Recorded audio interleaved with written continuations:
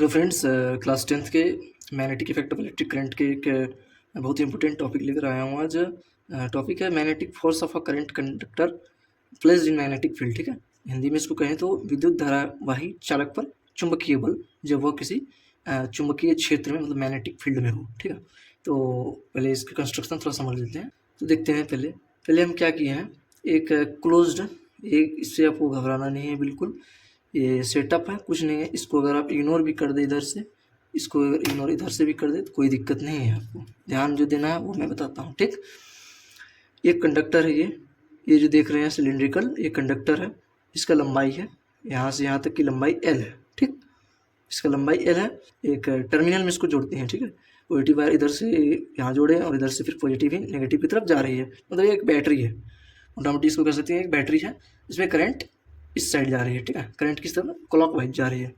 Current clockwise मतलब इधर भी करंट इस साइड से फ्लो होगा, करंट ऐसे फ्लो होगा, मतलब आई ऐसे फ्लो होगा। ठीक, और क्या किया बताते हैं। पहले तो बात ये पूरा क्लोज्ड है, मतलब बाहर का एयर ना ही अंदर आ सकता है ना ही बाहर जा सकता है। अंदर में एक और क्या किया है, और ये कंडक्टर के जस्ट सामने में एक मैग्नेट नॉर्थ पोल रखे हैं और इधर एक साउथ पोल रखे हैं। तो हम सभी जानते हैं कि मैग्नेटिक फील्ड जो होता है वह नॉर्थ पोल से साउथ पोल की तरफ जाता है, आउटसाइड में, बाहर में। तो ये बाहर ही है क्योंकि नॉर्थ पोल तो इधर है, साउथ पोल इधर है।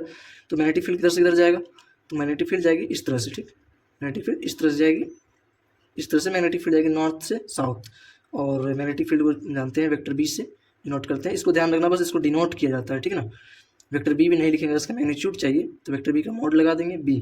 केवल एक बार बी याद रखना है कि ये क्या है, बी मैग्नेटिक फील्ड है। ठीक, अब क्या देखना है, वेरी इंपॉर्टेंट चीज, जो करंट जो फ्लो हो रहा है इधर से पॉजिटिव से नेगेटिव की तरफ जाता है। करंट सभी जानते हैं, ये बड़ा वाला पॉजिटिव, ये छोटा वाला नेगेटिव।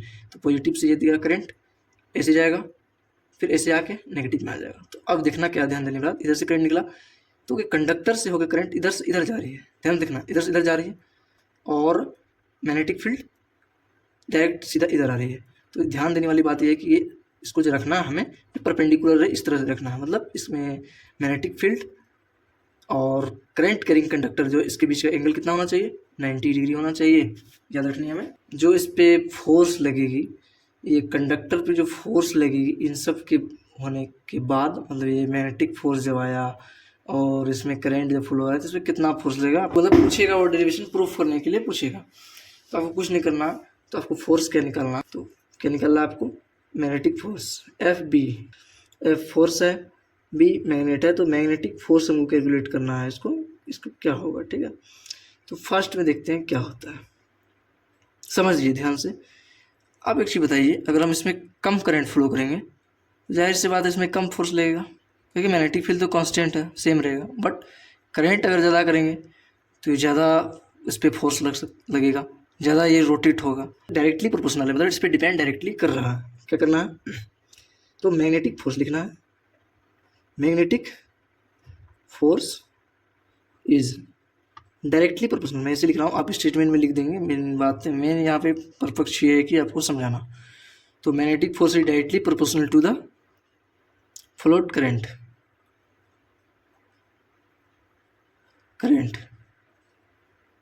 तो इसको क्या लिख सकते हैं, F B is directly proportional to the flowed current को क्या आई लिखते हैं। ओके, अब आपको एक चीज देखना है ध्यान से। यहाँ पे ये कंडक्टर मानिए इतना सा है, इतने वाले की तुलना में जो इतना बड़ा कंडक्टर है उसमें तो करंट ज़्यादा रहेगा ना कंडक्टर में, क्योंकि इस पर ज़्यादा रास्ता है इसमें, और इतने वाले कंडक्टर में तो कम रहेगा। तो मतलब क्या हुआ, जो करंट, जब कंडक्टर बड़ा रहेगा तो वह करंट ज़्यादा केयर करेगा, और कंडक्टर छोटा रहेगा तो करंट कम केयर करेगा। फिर से लिखना, magnetic force is directly proportional to the length of conductor. ठीक है, तो लेंथ ऑफ कंडक्टर अपना लोगों ने क्या माना था, यहाँ लिख देते हैं। क्या लिखना, लेंथ ऑफ कंडक्टर एल माने हैं। ठीक है, यहाँ पे क्या लिखना, मैग्नेटिक फोर्स एफ बी, इसको डिनोट करते हैं। आपको बता दिया हूँ डायरेक्टली प्रोपोर्शनल किसके हो गया, ये लेंथ ऑफ कंडक्टर के अंदर एल के डायरेक्टली प्रोपोर्शनल हो गया। Third case. अब आपको एक चीज मैं पूछ रहा हूँ, आप सभी कमेंट में जवाब दीजिएगा कि अगर मानिए यहाँ पे बहुत छोटा मैग्नेट रखेंगे दोनों तरफ, इतना इतना सा मैग्नेट रखेंगे दोनों तरफ, तो मैग्नेटिक फील्ड कम होगा। करंट, क्योंकि मैग्नेट तो छोटा है पर बहुत बड़ा मैग्नेट रखें, इतना बड़ा मैग्नेट रखें तो मैग्नेटिक फील्ड ज़्यादा होगा, मैग्नेटिक फील्ड इंक्रीज करेगा। मतलब मैग्नेटिक फील्ड जो है वो मैग्नेट के साइज पे भी डिपेंड कर रहा है। Magnetic force is directly proportional to the magnet, मतलब कितना बड़ा मैग्नेट है या कितना छोटा मैग्नेट में। अब एक कंक्लूजन और आता है इसमें, उसको भी ध्यान दे देना आपको कि यहाँ पे एंगल पे भी डिपेंड करता है।